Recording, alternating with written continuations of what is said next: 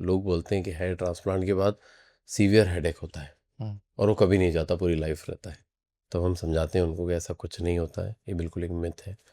बहुत लोगों में एक कॉमन डर देखा है, लोग पूछते हैं इससे तो कैंसर हो जाता है।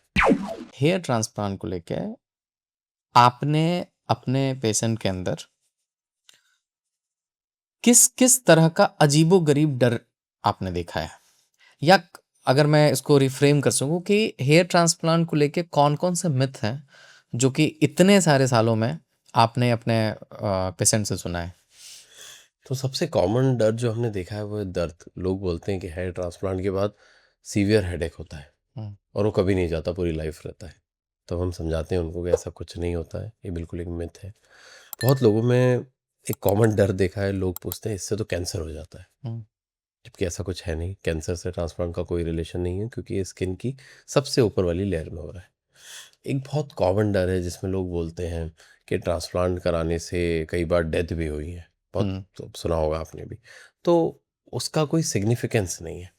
अगर आप ऐसी जगह जाके ट्रांसप्लांट करा रहे हैं जहाँ कोई मेडिकल फैसिलिटीज़ अवेलेबल नहीं है, या फिर कोई बीमारी है तो चेक करने के लिए भी कोई नहीं है, अगर शुगर लेवल्स बहुत हाई हैं, बीपी 200 है, 150 है और वो ट्रांसप्लांट चल रहा है, तो कुछ भी हो सकता है। तो कहीं भी रोड पे चलते हुए भी कुछ भी हो सकता है। तो इन सब चीज़ों का मेन यही है कि आपको सही क्लिनिक चूज़ करना है ट्रांसप्लांट। जहाँ भी जो भी अच्छे डॉक्टर हो, अपने डॉक्टर से मिलें, एनालिसिस करें, वो एग्जामिनेशन करेंगे, डॉक्टर डिसाइड करेंगे ट्रांसप्लांट करना है या नहीं करना। ये सारे कॉमन डर हैं लोगों का। एक बहुत कॉमन डर ये भी होता है कि ट्रांसप्लांट कराने के बाद तो आर्टिफिशियल लुक आएगा, तो अजीब सा लगेगा, जैसे डॉल के सर में बाल लगे हुए। तो ऐसा नहीं होता है, बिल्कुल नेचुरल रिजल्ट्स आते हैं ट्रांसप्लांट।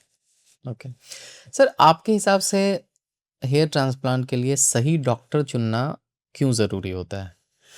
सही डॉक्टर चूज़ करना बहुत ज़्यादा ज़रूरी है, क्योंकि this is about your health, this is about your life. Hair transplant चाहे एक छोटा सा प्रोसीजर है, बट है तो एक सर्जिकल प्रोसीजर। सर्जिकल प्रोसीजर है, लोकल एनेस्थीसिया इन्वॉल्व है, इंजेक्शंस इन्वॉल्व है। अगर डॉक्टर की अवेलेबिलिटी नहीं है, अगर डॉक्टर नहीं कर रहे हैं इस चीज़ को, तो उस चीज़ में हो सकता है एनेस्थीसिया कोई ज़्यादा दे दे, कम दे दे। मेडिकल फील्ड की चीज़ है। मान लीजिए किसी का ट्रांसप्लांट के वक्त शुगर कम हो गया या बीपी बढ़ गया, तो अगर डॉक्टर हैं तो मैनेज हो जाएगा बहुत इजीली। अगर कोई ये ऐसे सेटअप में हो रहा है जहाँ डॉक्टर्स ही नहीं है, तो it's about your life. It can be a risk to your life. अगर सही जगह से नहीं हो रहा है, अच्छी जगह से ट्रांसप्लांट नहीं हो रहा है, तो आर्टिफिशियल रिजल्ट्स आ सकते हैं। बिल्कुल स्ट्रेट लाइन बना के दे देते हैं कई बार लोग, रिजल्ट आते ही नहीं है। डेंसिटी बहुत कम होती है, लो होती है। सही जगह पे ट्रीटमेंट ना होने से कई बार डोनर एरिया ख़राब होते हुए देखा है हमने।